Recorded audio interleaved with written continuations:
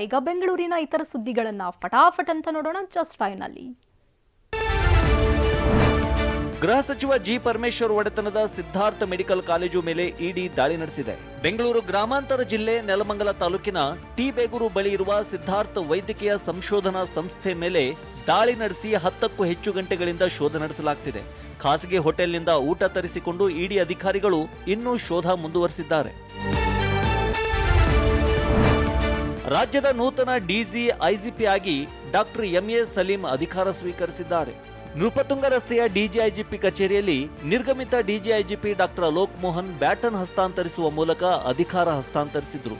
ಈ ಮೂಲಕ ಸಲೀಂ ರಾಜ್ಯದ 43ನೇ ಡಿಜಿ ಐಜಿಪಿ ಆಗಿ ಅಧಿಕಾರ ಸ್ವೀಕರಿಸಿದ್ರು.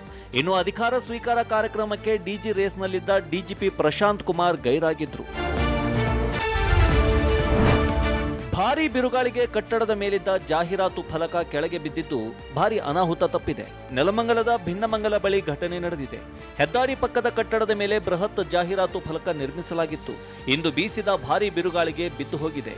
ಅಕಸ್ಮಾತ್ ಹೆದ್ದಾರಿ ಮೇಲೆ ಉರುಳಿದ್ರೆ ದೊಡ್ಡ ದುರಂತವೇ ನಡೆಯುತ್ತಿತ್ತು.